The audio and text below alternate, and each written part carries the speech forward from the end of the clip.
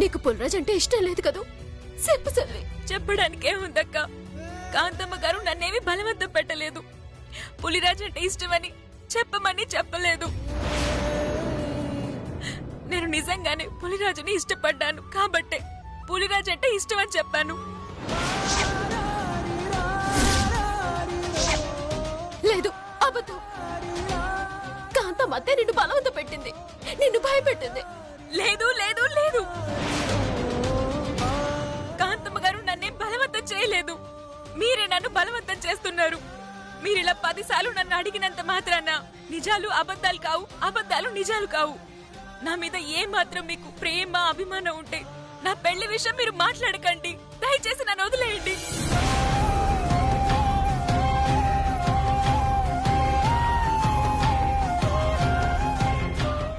చూసావా బావా, ఈ ప్రపంచంలో నువ్వు తప్ప నాకు ఎవరూ లేరక్క. నాకు కష్టం వచ్చినా సుఖం వచ్చినా చెప్పుకోవడానికి నాకు నువ్వు తప్ప ఎవరున్నారని చెప్పిన లత దయచేసి నన్ను వదిలేయండి అని చెప్పి ఏడుతో వెళ్ళిపోయింది. అంటే అర్థం ఏంటి? ఇంకా అర్థం కాలేదా చిట్టి?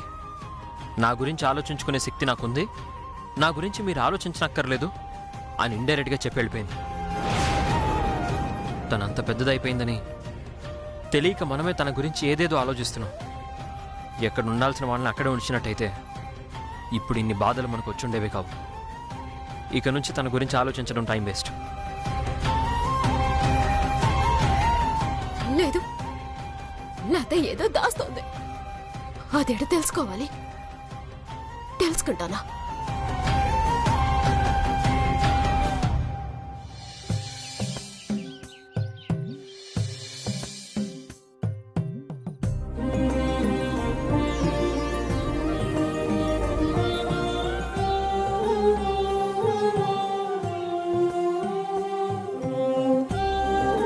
అమ్మా, ఫ్రిడ్జ్ ఎందుకు తీస్తున్నావు? ఏమి లేదురా, కొంచెం నీళ్లు తాగుదామని. నువ్వు నీళ్లు తాగుతావో కూల్ డ్రింక్ తాగుతావో నాకు తెలుసు, కానీ ముందా డోర్ క్లోజ్ చేయి. అబ్బబ్బబ్బా, ఫ్రిడ్జ్ ముట్టుకోవడమే పాపం అయిపోతుంది. మళ్ళీ చస్తే ఈ ఫ్రిడ్జ్ ముట్టుకోను. చాలా సంతోషం. బాబుగారు కాఫీ ఇమ్మంటారా? తీసుకురా. ఏమే, కాఫీ పొడి ఫ్రిడ్జ్ లో ఉంది, నేను ఇస్తానాగు. అమ్మా, కాఫీ పొడి ఫ్రిడ్జ్ లో ఉంటుందా? అది ఉందేమోననుకుని. ఇంతకు ముందేగా ఫ్రిడ్జ్ చస్తే గాని ముట్టుకున్నావు, కాఫీ అనగానే పరిగెడుతున్నావు. తప్పైపోయింది నాయనా, తప్పైపోయింది. ఏయ్, ఆ కాఫీ ఏదో నువ్వే పెట్టుకురావే పో. అలాగే అమ్మా.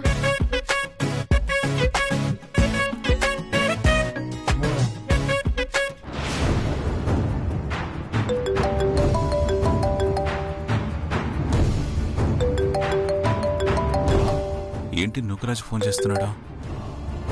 హలో నూకరాజు. నమస్తే చిన్నబాబు గారు. నమస్కారం నూకరాజు, ఎలా ఉన్నావు? బాగున్నాను చిన్నబాబు గారు, తమరు ఎలా ఉన్నారు? బానే ఉన్నాను. ఏంటి విషయాలు? కోతలు కోసారా? ఇంకా కొయ్యలేదు బాబు, కోత కోసి కూర్పేయగానే మీకు కబురు చేస్తాం. అలాగే బాబు, మీకు ముఖ్యమైన విషయం చెప్దామని ఫోన్ చేశా. ఏంటది నూకరాజు? మీరు ఈ పొలం అమ్మేద్దామని అనుకుంటున్నారా?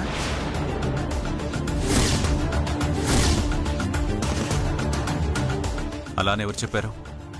ఎవరో ఇద్దరు వచ్చారు బాబు, వాళ్ళ పేరేదో చెప్పారు, గుర్తు రావట్లేదు. ఎవరు వాళ్ళు? ఎవరో బాబు, ఎవరో ఒక ఆవిడ వచ్చింది బాబు. జమీందార్ గారి చిన్న కూతురు ఈ పొలం అమ్మైపోతుంది, తొందరగా కోతలు కోసుకోండి చెప్పింది బాబు. ఏంటి, జమీందారి చిన్న కూతురు పొలాన్ని అమ్మేయబోతున్నానని చెప్పిందా? ఎవరా చెప్పింది? ఆ పేరేదో చెప్పింది బాబు, గుర్తుకు రావట్లేదు. ఇంకో పాలు వచ్చినప్పుడు అడిగి తెలుసుకుంటాను బాబు. అలాగే, ఇంకా ఏం చెప్పింది? మీ చిన్న కూతురు మీకు దొరికిందంట కదా బాబు, అదే మాకు చాలా సంతోషం బాబు. చిన్న కూతురు దొరికిందని చెప్పిందా? ఎవరై ఉంటారో ఇంత ధైర్యంగా మా పొలం దగ్గరికి వెళ్లడమే కాకుండా మా చిన్న కూతురి పొలం అమ్మేస్తుందని చెప్పిందంటే అదెవరో మామూలు ఆడదై ఉండదు. ఖచ్చితంగా మా గురించి అన్నీ తెలుసుకునే ఉంటుంది. బాబు, ఆ అమ్మ చెప్పినట్టు నిజంగా మీ చిన్న కూతురు దొరికిందా బాబు? దొరకలేదు నూకరాజు. దొరకలేదా? అదేటండి, ఆ అమ్మాయి ఉన్న వీడియో కూడా చూపించింది. ఏంటి, మా చిన్న కూతురున్న వీడియో కూడా చూపించిందా? అవును బాబు. ఆ అమ్మాయి ఎలా ఉంది? ఎలా ఉందంటే చాలా అందంగా ఉంది బాబు. అచ్చం జమీందారి బిడ్డలాగే ఉందండి. ఆ అమ్మాయి పక్కన మీరు కూడా ఉన్నారండి. ఏమంటున్నావు? నేను కూడా ఉన్నానా? అవును బాబు. ఎవరై ఉంటారో? కొంపతీసి కాంతమ్మ గాని పొలం దగ్గరికి వెళ్ళిందా? ఆ వచ్చినావిడేమో చిన్న కూతురు దొరికింది అంటుంది, మీరేమో దొరకలేదు అంటున్నారు. నాకంతా అయోమయంగా ఉంది బాబు. సరే నూకరాజు, ఇంకోసారి గనక ఆవిడ నీ దగ్గరికి వస్తే ఆవిడ ఫోటో తీసి వెంటనే నాకు పంపించు. అలాగే బాబు. ఉంటాను బాబు, ఉంటాను.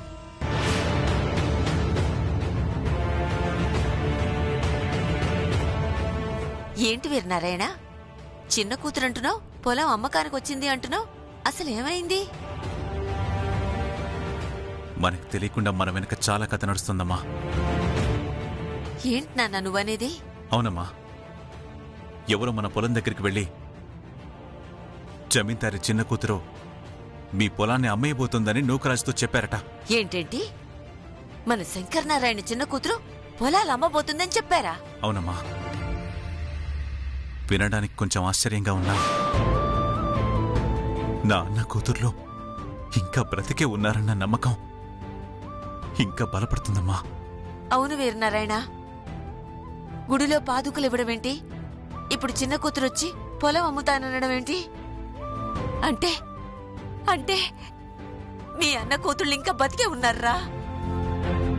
అవునమ్మా, అసలు ఆ పొలం దగ్గరికి వెళ్ళిందెవరో, దొరకని నా చిన్న కూతురు దొరికిందని చెప్పిందెవరో త్వరలోనే తేలుస్తాను.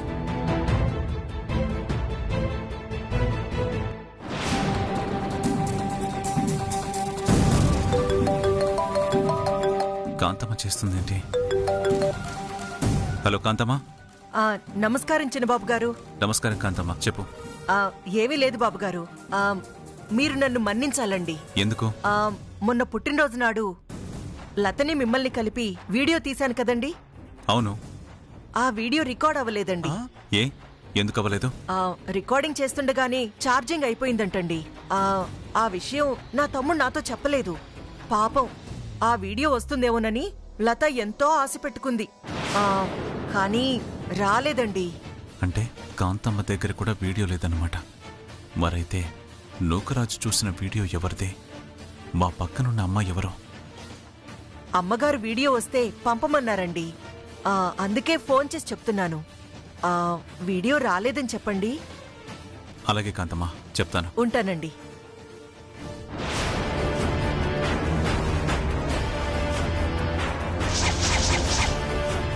అక్క, ఇప్పుడు ఏర్నారాయణకి ఫోన్ చేసి ఈ వీడియో రాలేదని చెప్పడం ఎందుకక్క? పిచ్చోడా, మనం పొలం దగ్గర నూకరాజుగాడికి వీడియో చూపించామా? అవును. వాడు ఖచ్చితంగా వీరనారాయణకి ఫోన్ చేస్తాడు. మీ చిన్న కూతురితో పాటు మీరు కూడా ఉన్నారండి, ఆ వీడియో నేను చూశాను అని చెప్తాడు. అదే జరిగితే వీరనారాయణకి మన మీద అనుమానం వస్తుంది. లతే చిన్న కూతురని తెలిసిపోతుంది. అలా జరగకూడదంటే మన దగ్గర వాళ్ల ముగ్గురు కలిసున్న వీడియో లేదని వీరనారాయణ్ణి నమ్మించాలి. అందుకే చేశాను. నువ్వు సూపర్ అక్క.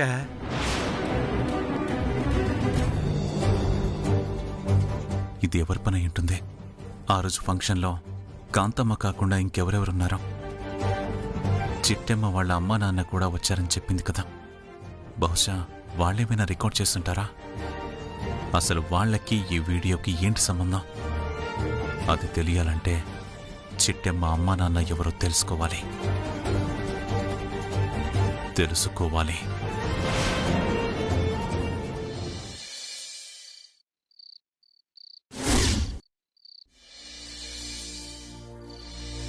నీలమ్మగారు, నీలమ్మగారు, ఏదివిడే? నీలమ్మగారు, నీలమ్మగారు. ఏమే కోకిలమ్మా, కోకిలమ్మా, కడుపులో ఎలకలు పరిగెడతానయ్యే, వచ్చి తొందరగా అన్నం వడ్డించో.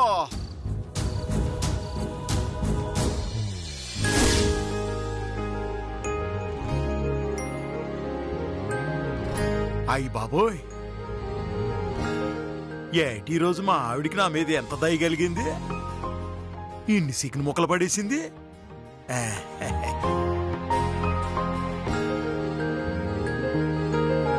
అబ్బా సోత్తంటని నోరు ఊరిపోతుంది.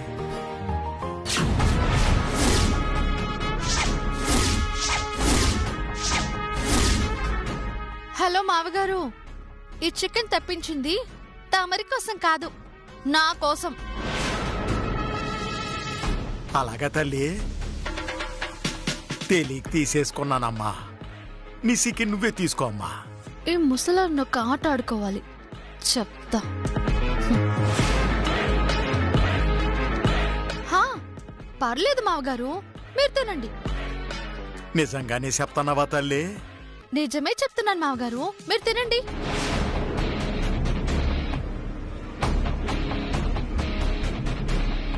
ఆగండి.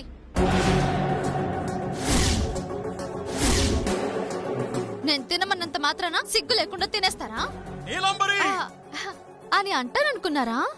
నేనేమనలే, తినండి మావయ్య.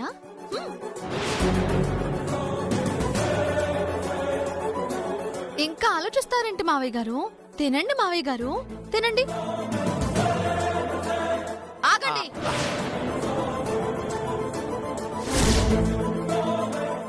ఇదేమైనా మీ కొడుకు సంపాదిస్తేనో లేకపోతే మీ కూతురు సంపాదిస్తేనో తెచ్చిన చికెన్ ముక్కలు కావు. మా అమ్మ సంపాదనతో కొనుక్కున్న చికెన్ ముక్కలు. మీ ఒంట్లో ఏ మాత్రం చీము, నెత్తురు, మానం, అభిమానం, పౌరుషం ఏమైనా ఉంటే దాన్ని ముట్టనైనా ముట్టుకోరు. మీది అలాంటి జాతి కాదు కాబట్టి తింటారులేండి, తినండి. నేను చికెన్కి మొహం వాసిపోయి ఉన్నాను అనుకున్నావా? నిజమేనే, కోడల సంగతి తెలిసి కూడా కక్కుర్తి పడ్డాను చూడు. అందుకు నన్ను నేను అనుకోవాలా? సర్లే, ఓ ముద్ద తింటాను.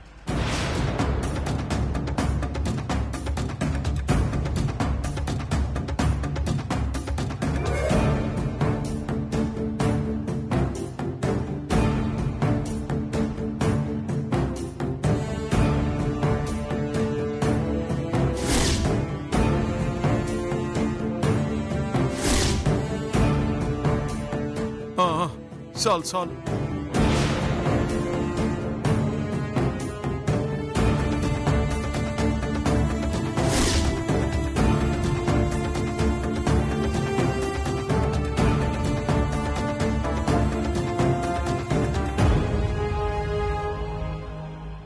అమ్మగారు, మెహందీ తీసుకురమ్మంటారా?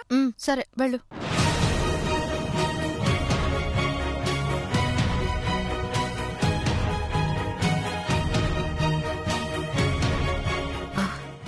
ఓ, మర్చిపోయాను.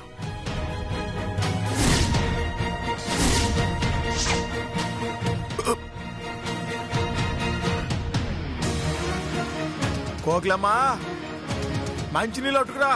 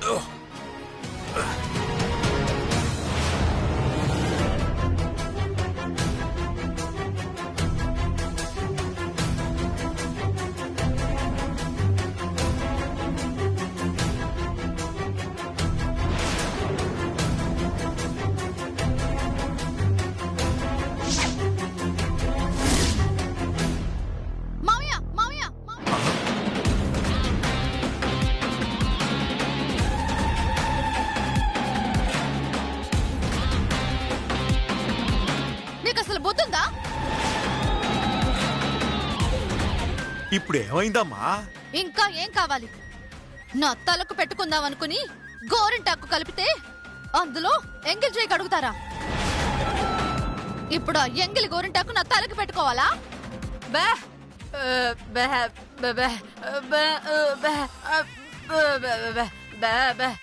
కళ్ళు కనబడకపోతే మోసుకొని ఒక మూలన కూర్చోవాలి, లేదా ఏ గుడి దగ్గర కూర్చొని ముష్టెత్తుకోవాలి. అంతేకాని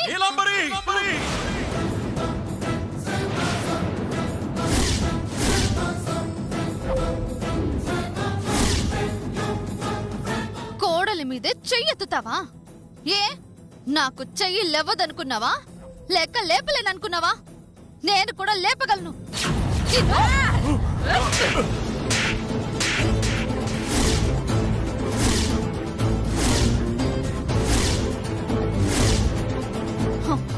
కోడలు నన్ను కూడా చూడకుండా నా మీదే చెయ్యి చేసుకుంటావా? ఇక మీదట నువ్వు నాకు అత్తవి కాదు, నేను నీ కోడల్ని కాదు.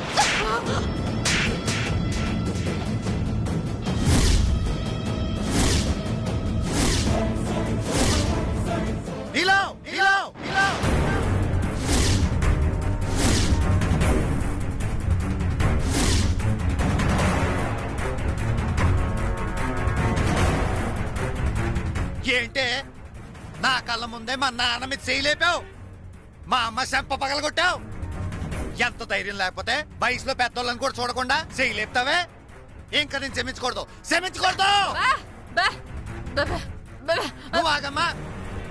ఇట్టాగే దాన్ని వెనకేసుకొచ్చి దాని చేతుల్లో తన్నులు తింటున్నారు. ఇంకా బుద్ధి రాలేదా మీకు? బాగా గడ్డి పెట్టావురా. మేం మనుషులు అయితే కదా సిగ్గు సీవు నెత్తురు ఉండడానికి. ఎప్పుడైతే నువ్వు కాంతమ్మ కూతురు మెళ్ళలో తాలి కట్టావో ఆ రోజే అన్ని సంపుకొని శవాల్లా బతుకుతున్నావురా. నీకు ఆ కర్మేం పట్టలేదు, ఇంకా మీ కొడుకు బతికే ఉన్నాడు.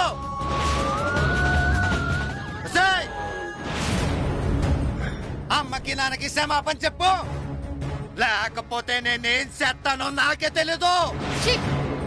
నా ప్రాణం పోయినా కానీ వీళ్ళకి నేను క్షమాపణ చెప్పను. చెప్పకపోతే తోలు చేస్తాను. ఆహా, ఏది ఓలో చూద్దాం, ఓలో చూద్దాం. ఒళ్ళు కొవ్వెక్కి తప్ప తాగిందే కాకుండా నాకే వార్నింగ్ ఇస్తావా? నువ్వు అసలు మగాడివేనా?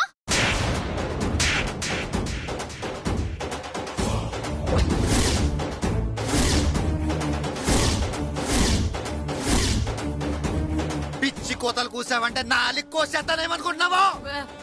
మా అమ్మని కొడుతున్నా, మా నాన్న తిడుతున్నా, మా చెల్లెని అవమానించి పంపించినా ఎందుకు భరించానో తెలుసా? నువ్వు అలిగి పుట్టింటికి వెళ్ళిపోతే ఇదిగో ఇదిగో ఈ ముసలోళ్ళిద్దరూ ఏడ్చి ఏడ్చి సత్తారని భరిస్తున్నాను. అంతే తప్ప నువ్వు చేసే యాదో పనులు తెలియక భరిస్తున్నావు అనుకుంటున్నావా? కన్న వాళ్ళ కోసం కట్టుకున్న పెళ్ళ మీద చేయి చేసుకుంటావు కదూ. ఇక నీకు నాకు ఎలాంటి సంబంధం లేదు. ఈ రోజుతో నీకు నాకు భార్య భర్తల సంబంధం తెగిపోయింది.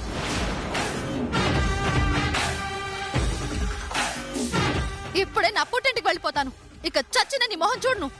పోవే, కొన్నాళ్ళు పుట్టిండిపోతే గాని అత్త మామూలు విలువ, ఆడపడుచుల విలువ, మొగుడు విలువ తెలియదు నీకో. పో. అలాగే పోతాను. చచ్చిన మళ్ళీ గడప తొక్కను. ఓసే రాములమ్మ బట్టలు సత్వే వెళ్ళిపోదాం.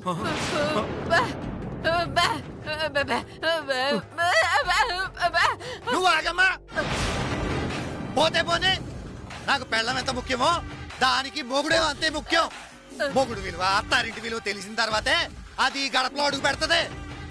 అప్పటిదాకా దాని మొహం కూడా చూడను.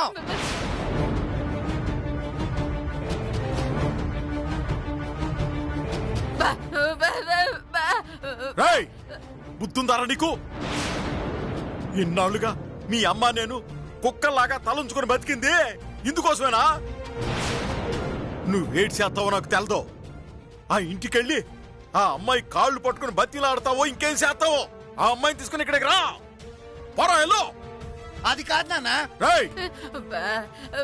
వెళ్ళిపో. యతవసనమని నీకు చెప్పలేను, దానికి చెప్పలేను. తాగుపోతాడు అయిపోతాను ఇక్కడ.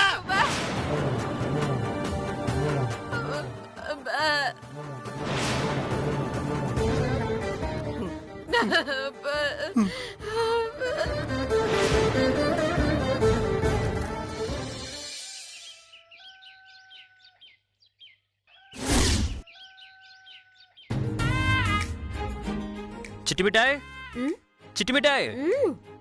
ఏడు బావా? ఓసారి ఇలా రా. ఎందుకు? అరే నా తల తొడవాలి. ఆ? నీ తలలో తుడుచుకోలేవా ఏటే? పెళ్లికి ముందు నా తల నేను తుడుచుకొని పెళ్ళై కొత్త పెళ్ళం ఇంటికొచ్చాక కూడా నా తల నేను తుడుచుకుంటుంటే అది నీకే ఎంత అవమానం. ఏటేటేటేటి? మొగుడు తన తల తను తుడుచుకుంటే అది పెళ్ళానికి అవమానమా? మరి కాదా? పెళ్లి చూపుల్లో మీ నాన్న ఏం చెప్పాడు? ఏడు చెప్పాడు? నీకు సంబంధించిన పనులన్నీ మా అమ్మాయి చూసుకుంటుందని చెప్పారా లేదా? అవును చెప్పాడు. అప్పుడు తల తొడవడం నీకు సంబంధించిన పనేగా? ఓ సాస్, సంబంధించిన పనులంటే వండి పెట్టడమో, వండిన వాటిని కడిగి పెట్టడమో, మనకి పిల్లలు పుడితే పెంచి పెట్టడమో. అంతేకాని తమరికి తల తొడవడమో, దురద పుడితే ఈపుకోకడమో కాదు.